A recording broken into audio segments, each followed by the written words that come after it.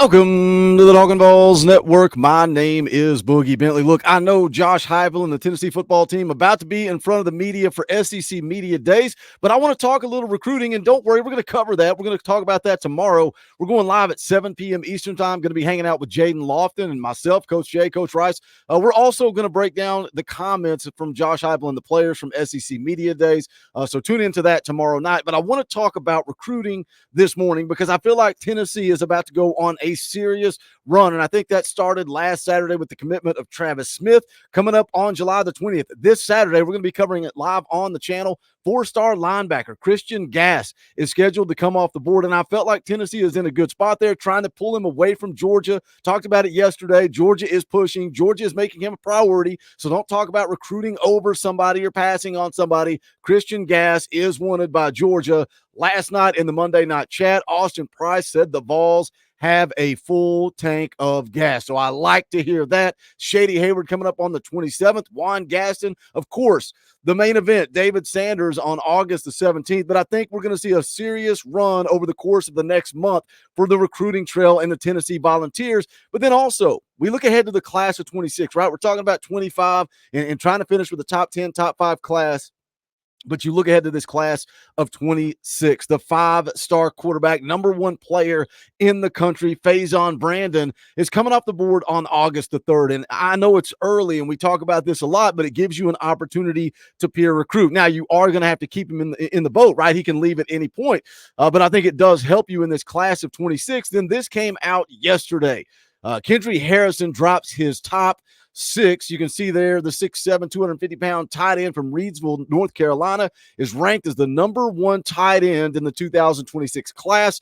Will he play? Will also play basketball at the next level as well. Where should he go? He's got the Tar Heels, Tennessee, Penn State, Oregon, Florida State, and Miami there listed on the screen. Again, he's a 5-star prospect, the number 1 ranked tight end in the country, and he's a top 6 player. Comes in ranked 6th according to the On3 industry ranking. So if you can land Faison Brandon, you can start working on Kendry Harrison. How good can that class of 26 be? And look, not making excuses. I'm not making excuses, but you look at where Josh Heupel, what he walked into, the NCAA investigation. I think the class of 25 and the class of 26 is where we're really going to be able to gauge, can Josh Heupel recruit at an elite level? But Kendry Harrison, again, 5-star tight end, as it mentioned there in the tweet, also an elite basketball player. Not just that he's good and he's being recruited, he's elite. He's the number 45 player in the country, number 6 ranked power forward. Now, you see North Carolina. You see that logo, you immediately think, oh, that kind of sticks out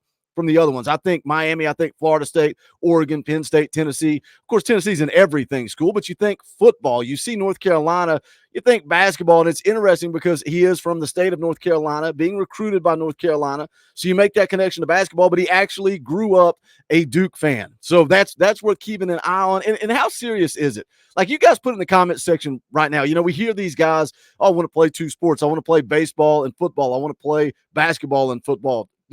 Not likely that they're really going to do that at the next level. But if that opportunity was there, Rick Barnes, Josh Heupel, I think we've got an everything school at the University of Tennessee. A scouting report for Kendry Harrison. Let me actually just throw up his profile on the screen here. Let you guys take a look at that. Again, I like seeing that 5-star prospect, Tennessee, in the mix. Again, just building the foundation of that class of 26. Scouting report from Andrew Ivins, 2-sport star with an intimidating frame that looks to be north of 6'6".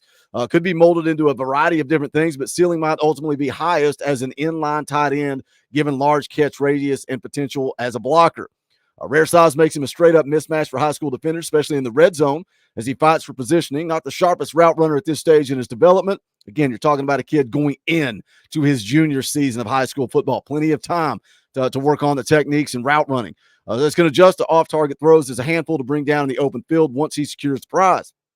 Says he'll move people out of the way, open up run lanes, but improved technique will only allow him to make more of an impact at the point of attack. Says must keep progressing and buy into the process at the program of his choice, but has the tools to be a true difference maker on Saturdays. Might also get a look on defense as he has flashed the ability to redirect and chase down quarterbacks. This is what he said about the Vols. He says, I love Knoxville. Tennessee has amazing people. It's an amazing place. Me and Coach Ablin have a great relationship. I talk to Josh Heupel all the time too. They've shown me they can use me in the offense too and make me versatile all over the field. So again, I know we're talking about the class of 26 here. The number one player in the country, Faison Brandon's coming off the board on August the 3rd. He's going to choose between Alabama, LSU, NC State, and Tennessee. The Vols are trending there. I like where Tennessee's at with Brandon, and that would be a great start, right? Just a great start to the class of 26. And Tennessee's also in on some big-time in-state tight end prospects, and I think that's why they weren't so worried about Deson Brame. But, hey, check this. Deson Brame likely to visit, according to Austin Price last night, the third Saturday in October. The Tennessee-Alabama game going to be an electric environment, and he called it a serious possibility for the Vols to flip Deson Brame. There were some rumors out there that an Oregon Duck was going to be decommitting soon. We'll continue to watch it. We'll continue to keep an eye on it. But sometimes when we're talking about these guys kind of floating around, is this really happening? Tennessee has a shot. We're going to talk about one of those coming up here in just a second.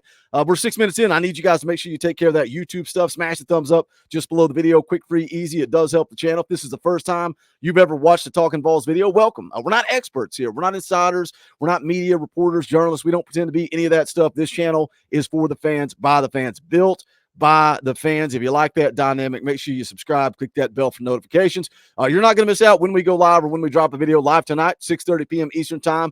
We're back to our regular 6:30 EA Sports College Football 25. It's hard to say that. No longer NCAA 14. We're going to play EA Sports College Football. Going to be a lot of fun. And then tomorrow night, 7 p.m. Eastern time, Jaden Lofton is going to be in the house. But I want to talk about one. Is this really happening? Does Tennessee really have a shot to land the five-star offensive lineman, Josh Petty? We talk about this class of 25 and rebuilding the offensive line, and all eyes are on David Sanders, right? That's the one you want to get in the boat. But you've also got Douglas Utu, which a lot of people did not expect. You got Douglas Utu in the boat, big-time prospect. You got Anthony Aguimoro. You got Nick Moore. You've rebuilt this offensive line in the class of 25, but now you still got Josh Petty out there. You still got Juan Gaston out there, and Josh Petty's a guy that I've always looked at and kind of been like, man, I feel like Tennessee's on the outside looking in, but then I keep hearing Tennessee. I keep hearing Tennessee. But he is a five-star offensive lineman, top 30 prospect, big-time needle mover. Let's go take a look at what Steve Wiltfong had to say about Josh Petty just recently on the Wiltfong Whip Round. Let's take a listen.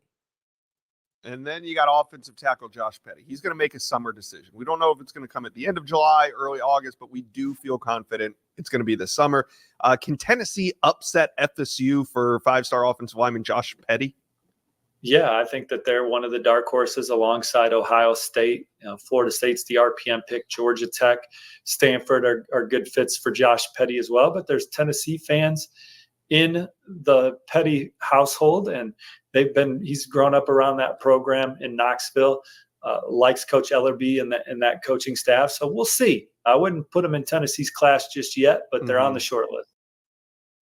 Dark horse. We'll see. They won't put it to bed. A lot of the national media saying Florida State, it's done, but you keep hearing. And is it really happening? That's where I'm at. That's the title of the video. Is this really happening? Because there was an interesting quote.